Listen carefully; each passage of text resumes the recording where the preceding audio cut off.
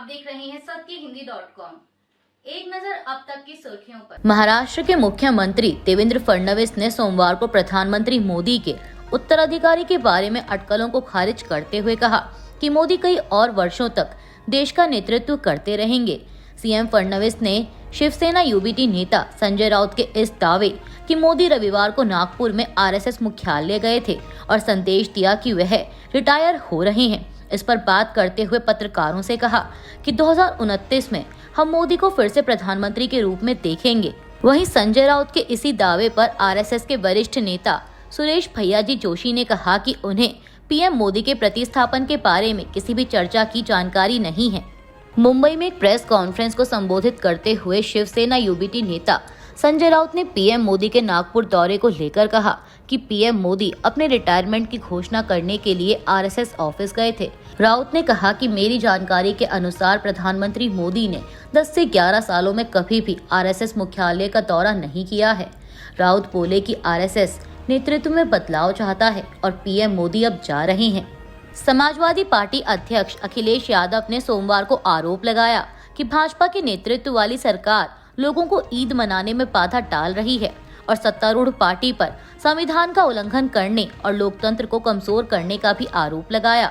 PTI के मुताबिक ईद के दिन ऐशबाग ईदगाह के बाहर पत्रकारों से बात करते हुए अखिलेश ने कहा कि आज सबसे बड़ा खतरा लोकतंत्र और संविधान को है और मैं यह पूरी जिम्मेदारी के साथ कह रहा हूं कि भाजपा संविधान के अनुसार देश को नहीं चला रही है, भले ही मुझे ऐसा नहीं करना चाहिए। उन्होंने आरोप लगाया कि भाजपा सरकार लोगों को ईद मनाने में बाधा डाल रही है। इसके साथ ही सपा प्रमुख ने ईदगाहों और मस्जिदों में सुरक्षा उपायों को बढ़ाए जाने की ओर इशारा करते हुए दावा किया कि ये उपाय अत्यधिक और अनावश्यक हैं। कांग्रेस नेता सोनिया गांधी ने सोमवार को मोदी सरकार की शिक्षा नीति की आलोचना की और आरोप लगाया कि इसका मुख्य एजेंडा सत्ता का केंद्रीकरण, व्यवसायीकरण और निवेश को निजी क्षेत्र को आउटसोर्स करना तथा पाठ्य पुस्तकों का सांप्रदायिकरण करना है। यह देखते हुए कि ये 3 सी आज भारतीय शिक्षा को परेशान कर रहे हैं। कांग्रेस संसदीय दल की अध्यक्ष ने एक लेख में कहा कि भारत की सार्वजनिक शिक्षा प्रणाली का यह नरसंहार समाप्त होना चाहिए। द हिंदू में आज भारतीय शिक्षा को परेशान करने वाले 3 सी लेख में सोनिया गांधी ने कहा कि high profile new education policy 2020 की शुरुआत ने एक ऐसी सरकार की वास्तविकता को छिपा दिया है जो भारत के बच्चों और युवाओं की शिक्षा के प्रति बेहद उदासीन है। वरिष्ठ आम आदमी पार्टी नेता और दिल्ली की पूर्व मुख्यमंत्री आतिशी ने सोमवार को शहर की भाजपा सरकार पर बिजली आपूर्ति का प्रबंधन करने में विफल रहने का आरोप लगाया। उन्होंने आरोप लगाया कि पिछले महीने भाजपा के सत्ता में आने के बाद से कटौती बढ़ गई है। वहीं आरोपों पर भाजपा की ओर से तत्काल कोई प्रतिक्रिया नहीं आई है। पीटीआई के मुताबिक एक प्रेस कॉन्फ्रेंस को संबोधित करते हुए आतिशी ने कहा कि आम आदमी पार्टी सरकार के सत्ता में आने से पहले राष्ट्रीय राजधानी में लंबे समय तक बिजली कटौती आम बात थी। हर घर में इन्वर्टर हुआ करते थे, लेकिन फरवरी 2015 में अरविंद केजरीवाल के दिल्ली के मुख्यमंत्री बनने के बाद बिजली कटौती एक इतिहास बन गई। मुगल बादशाह औरंगजेब की कब्र को हटाने की कुछ दक्षिणपंथी संगठनों की मांग के बीच वरिष्ठ आरएसएस नेता सुरेश भैयाजी जोशी ने सोमवार को कहा कि इस विषय को अनावश्यक रूप से उठाया जा रहा है। संघ के नेता ने नागपुर में कार्यक्रम के दौरान पत्रकारों से बात करते हुए कहा कि जो भी व्यक्ति आस्थावान है वह महाराष्ट्र के छत्रपति संभाजीनगर में स्थित इस इमारत के दर्शन करेगा।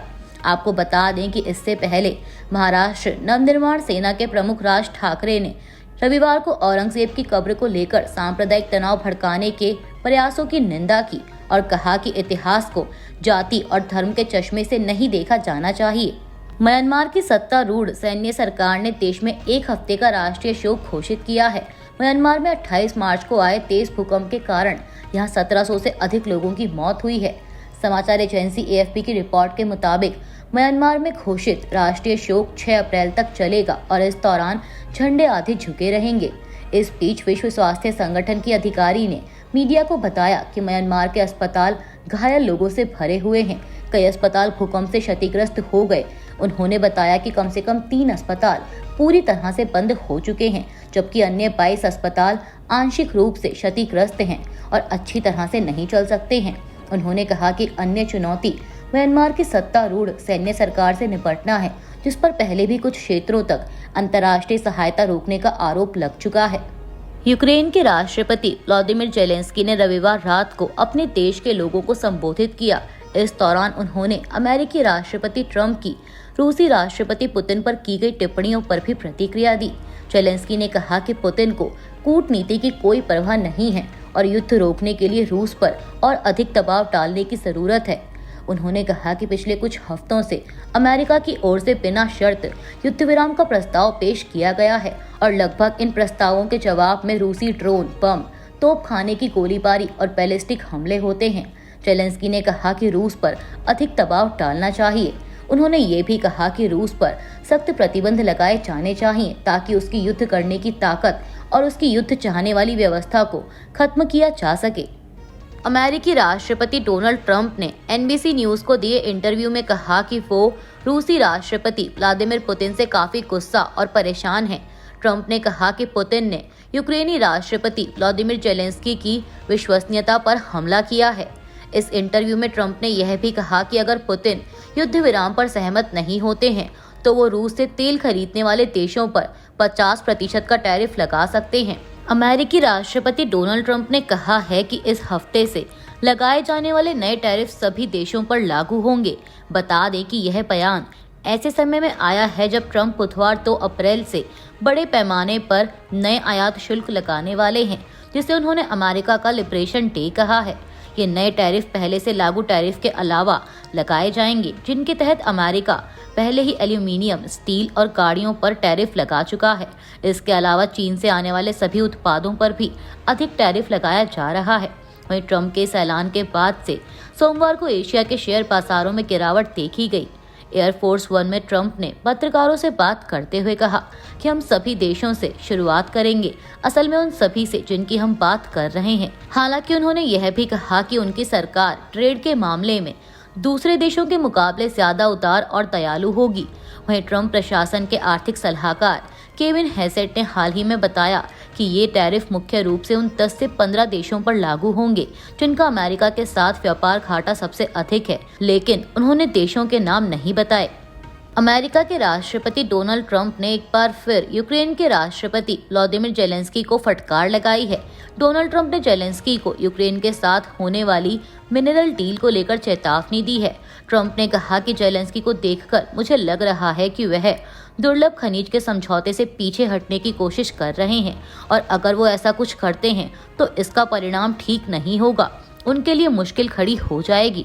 मीडिया रिपोर्ट्स के मुताबिक ट्रंप ने कहा कि इन्हीं हरकतों की वजह से यूक्रेन नाटो समूह का हिस्सा नहीं बनने वाला है। अगर जेलेंस्की को लग रहा है कि वह खनिज समझौते पर दोबारा बातचीत शुरू करके इससे बच जाएंगे तो ऐसा बिल्कुल नहीं होने वाला है। समाजवादी पार्टी प्रमुख अखिलेश यादव सोमवार को ईद के मौके पर लखनऊ में ईदगाह जा रहे थे। इस दौरान उनका काफिला रोक दिया गया। खबरों के मुताबिक वहां रास्ते में काफी बैरिकेडिंग लगाई गई थी। वहीं अब इस घटनाक्रम पर सपा प्रमुख भड़क गए और उन्होंने योगी सरकार को जमकर खरी खोटी सुनाई। अखिलेश ने कहा कि ऐसी बैरिकेडिंग कभी नहीं देखी थी। उन्होंने पूछा कि ईद के मौके पर इतनी बैरिकेडिंग क्यों की गई है। पुलिस ने मुझे रोका और जब मैंने उनसे पूछा कि वे मुझे क्यों रोक रहे हैं तो उनके पास कोई जवाब नहीं था। क्या मुझे इसे तानाशाही कहना चाहिए या इसे आपातकाल कहना चाहिए? मैंने कभी ऐसी बैरिकेडिंग नहीं देखी जो लोगों को उनके त्योहार मनाने से रोकने के लिए की गई हो। अखिलेश ने कहा कि भाजपा इस देश को संविधान के जरिए नहीं चला रही है। पश्चिम बंगाल की मुख्यमंत्री ममता बनर्जी ने सोमवार को लोगों से सांप्रदायिक दंगों को बढ़ावा देने वाले उकसावे में न आने का आग्रह किया और जोर देकर कहा कि उनकी सरकार निवासियों के साथ खड़ी रहेगी और यह सुनिश्चित करेगी कि कोई भी राज्य में तनाव पैदा न कर सके। पीटीआई के मुताबिक रेड रोड पर ईद की नमाज के कार्यक्रम को संबोधित करते हुए टीएमसी प्रमुख ने दावा किया कि दंगों को बढ़ावा देने के लिए उकसावे किए जा रहे हैं, लेकिन कृपया इन जाल में ना फंसे। पश्चिम बंगाल सरकार अल्पसंख्यकों के साथ खड़ी है, कोई भी राज्य में तनाव नहीं भड़का सकता। मुख्यमंत्री ने आगे भाजपा पर भी निशाना साधते हुए कहा कि अगर उन्हें अल्पसंख्यकों से समस्या है तो क्या वे देश का संविधान बदल देंगे। उन्होंने कहा कि मुझसे पूछा गया कि क्या मैं हिंदू हूँ। मैंने कहा मैं हिंदू हूँ, मुसलमान हूँ, मैं सिख हूँ, मैं भारतीय हूँ। आप क्या कर सकते हैं? वे बांट कर राज करना चाहते हैं, लेकिन हम ऐसा नहीं होने देंगे। उत्तर प्रदेश की योगी सरकार द्वारा चैत्र नवरात्रि के दौरान धार्मिक स्थलों से 500 मीटर की दूरी पर अवैध बूचड़खानों पर प्रतिबंध लगाया गया है। इस फैसले पर कांग्रेस नेता संदीप दीक्षित ने समाचार एजेंसी पीटीआई से बात करते हुए कहा कि मांस की दुकानों पर लगाया गया प्रतिबंध एक तरह से उचित नहीं है। इस देश में कोई क्या खाए, क्या बोले, क्या पहने, वह व्यक्ति की अपनी निजी राय होती है। मैं मान सकता हूं कि कभी मंदिरों के, मस्जिदों के, गुरुद्वारे के आसपास कुछ ऐसी दुकानें हैं जिन पर कुछ दूरी का प्रतिबंध लगाया जाता है, लेकिन ये जो नई बात है भाजपा की सरकारों में जबरदस्ती अपने तौर तरीकों को थोपना, अधिकतर उन्हीं चीजों पर केंद्रित रहना जो एक समाज या समुदाय के खिलाफ बनती है, हर चीज में सांप्रदायिक दिखना, ये अपने आप में बहुत अनुचित है। आपको बता दें कि शनिवार को उत्तर प्रदेश की योगी सरकार ने 30 मार्च से लेकर 6 अप्रैल तक धार्मिक स्थलों पर 500 मीटर की दूरी पर अवैध बूचड़खानों पर प्रतिबंध लगाया है और 6 अप्रैल को रामनवमी के अवसर पर विशेष प्रतिबंध लगाए जाएंगे, जो इस दिन मांस की बिक्री पर पूर्ण प्रतिबंध रहेगा। अभी के लिए बस इतना ही। बाकी की खबरों के लिए जुड़े रहिए सत्यहिंदी.com के साथ।